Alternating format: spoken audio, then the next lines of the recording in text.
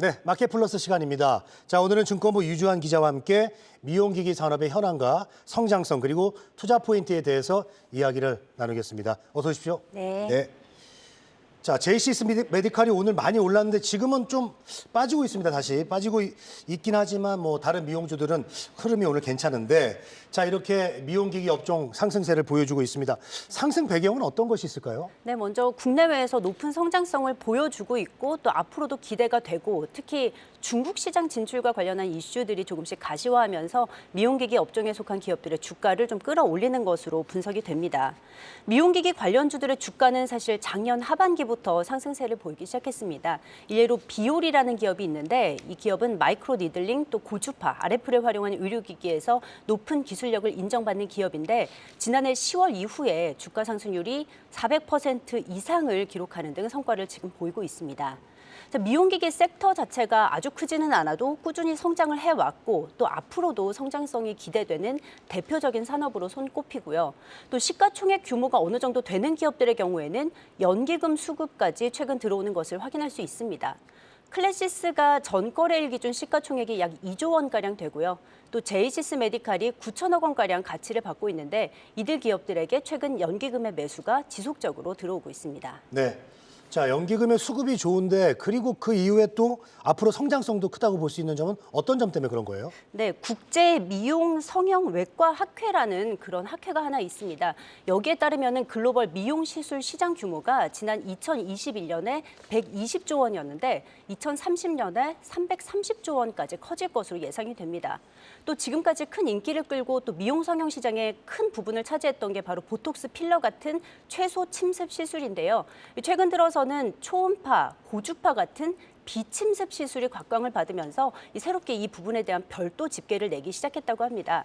이 같은 상황에 비춰볼 때 기술 경쟁력에 더불어 가격 경쟁력까지 갖춘 국내 비침습 미용기기 기업들의 성장성이 크다고 유추해 볼 수 있겠습니다. 자, 고주파, 초음파 같은 이제 비침습 기기에 높은 경쟁력을 갖춘 기업들을 몇 개 소개를 해드리자면은 대표적으로 슈링크라는 초음파 기기로 유명한 클래시스를 들 수 있겠습니다. 슈링크 기기 자체도 인기지만은 소모품인 카트리지 판매도 잘하는 것으로 알려져 있고요. 이 카트리지 판매 증가에 더불어서 해당 기업들의 영업이익률이 지난 2018년 37%였던 것이 2020년에 53%까지 높아지는 것을 확인할 수 있습니다.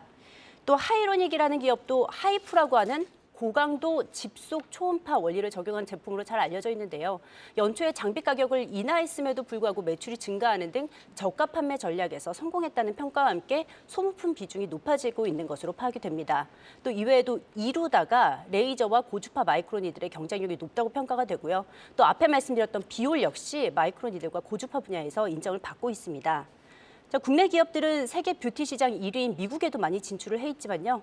앞으로 큰 성장이 기대되는 중국에 진출을 했거나 또 앞으로 앞두고 있어서 이 시장 성장에 따른 수혜도 기대할 수 있겠습니다. 네, 결국은 이제 미국, 중국 시장이 가장 큰데 중국 진출 쪽 현황이 이제 궁금하거든요. 사실 한한령 때문에 이제 유통이나 게임 같은 산업들은 많은 제한을 좀 받지 않았습니까? 네. 이 사업은 어때요? 네, 말씀하신 대로 유통 게임 같은 게 대표적으로 좀 한한령에 부정적인 영향을 받은 기업들인데 사실 미용기기 같은 경우에는 지금까지 중국 진출이 흔하지는 않았기 때문에 한한령에 따른 악영향을 받았다기보다는 앞으로 한한령이 완화될 경우에 이에 따른 수혜를 좀 기대해 볼 수 있다 이렇게 표현하는 것이 적절해 보입니다. 다만 중국 미용 의료 시장이 올해 50조 원 수준으로 파악이 되는데 외국 업체에 대한 규제가 강하고요. 또 인증에 걸리는 시간이 긴 특징을 보이고 있다고 합니다. 이에 따라 국내 기업들이 현지 기업들과 파트너십을 체결해서 이를 타개하는 전략을 취하고 있습니다. 자, 이와 관련해서 김두현 하나증권 연구원 등이 발간한 자료를 좀 발췌해서 공유를 드리려고 합니다. 루트로닉이 지난 2015년에 중국의 위고그룹과 제휴를 맺어서 현재 영업 네트워크를 확보한 이후에 매출이 현재 발생을 하고 있고요. 하이로닉은 이미 해외 매출의 40%가 중국과 홍콩에서 발생할 만큼 발빠르게 좀 진출을 한 케이스라고 합니다. 이외 제이시스 메디칼이 3분기에 포텐자라는 제품의 중국 내 인허가를 기대하고 있고요. 원택이 아오위안 그룹, 또 비올이 시후안 그룹과 판매 계약을 체결하고 올해부터 중국 진출을 앞두고 있다고 합니다. 네.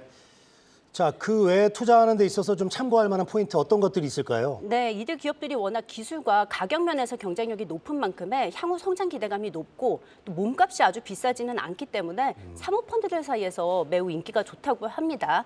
자, 루트로닉이 현재 이제 한행컴퍼니가 공개 매수를 추진 중인데요.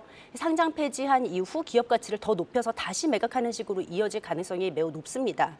자, 사모펀드 업계에서는 이미 작년부터 사모펀드들이 루트로닉에 관심을 갖고 있다는 이야기가 돌았었고 지난 6월 달에 최종 한행컴퍼니가 황혜령 회장과 주식 매매 계약을 체결하고 동시에 공개 매수에 들어갔습니다. 이 소식이 전해지면서 주가가 단기간에 많이 올랐는데요. 현재는 공개 매수가인 36,700원 수준에서 공개 매수가 이루어지고 있습니다. 이 외에 좀 이루다라는 기업도 있는데 이 기업에도 PEF들이 관심을 좀 표하고 있는 것으로 알려졌습니다.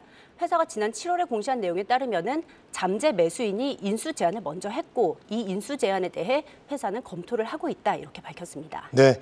자, 이루다까지 이야기를 들어봤는데 오늘은 미용기기 산업의 성장성 그리고 투자 포인트에 대해서 이야기 들어봤습니다. 자, 오늘 도움 말씀 고맙습니다.